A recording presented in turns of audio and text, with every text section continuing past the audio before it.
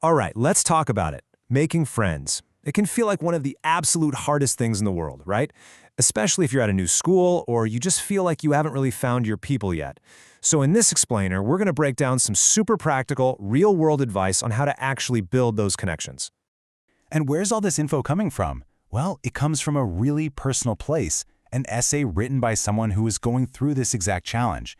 The advice is so direct and honest because it comes from real experience, and that's exactly why it's so powerful. And this is where it all begins, with this feeling. It's such a raw and honest thing to say, and I bet a lot of us have felt this exact same way at some point. It's that ache, that feeling of wanting to connect, but just not knowing how to start.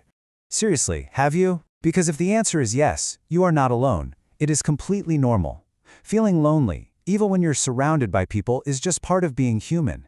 It doesn't mean anything is wrong with you. Not at all. And this right here? This is the most important thing to get. Making friends isn't magic. It's not some secret code that only a few lucky people know. No, it is a skill. And just like any other skill, it's something you can actually learn, practice, and get way better out over time. So, let's start with the place most of us spend a huge chunk of our time: school. Think of it as your main training ground, just filled with chances to practice this new skill every single day. Let's look at how to make the most of those chances. The first steps are really just about opening the door a little.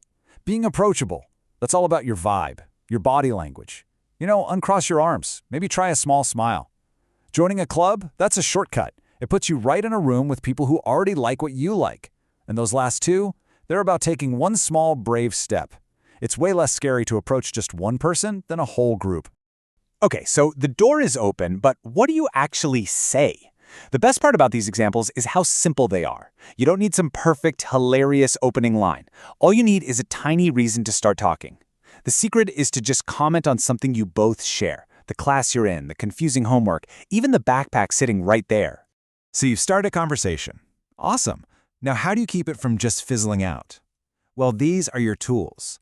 And notice a pattern here. They are all focused on the other person. A real compliment, using their name, and actually listening to what they say. It makes people feel like you see them. And that's how a quick chat starts to feel like a real connection. But what about life outside of school? Building friendships in your own neighborhood or town gives you a whole separate support system, which honestly can be so incredibly important. The strategy here is pretty much the same. Go where people are, whether that's an event at the local library, a class for a hobby you like, or even an online game. You're putting yourself in situations where you already have something in common. And hey, don't underestimate hosting something yourself. Inviting someone over for a movie or to play a game sends a really clear message. Hey, I'd like to be your friend. And here's where things can be a little different from school. At school, you see the same people every single day. But friendships outside of school, they might take a bit more patience. You might need to run into someone at the park a few times before a real conversation sparks. The key is, don't get discouraged. Just keep showing up. Okay, so we've covered the what to do. Now let's get into the how to think. Your mindset is the foundation for absolutely everything else. Without the right frame of mind, even the best tactics can kind of fall flat. Think of these four as your golden rules. Be yourself is a big one, because real friendships are built on authenticity.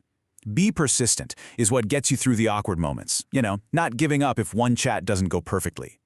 Be a good friend means showing up for other people, which naturally attracts people who will show up for you. And finally, managing your expectations. And that last rule, managing expectations, brings us to this. This number is so important. You don't need to be the most popular person ever. The goal isn't to have dozens and dozens of friends. The source makes this beautiful point. Sometimes all you really need is one or two good, solid friends to feel completely supported. It is all about quality, not quantity.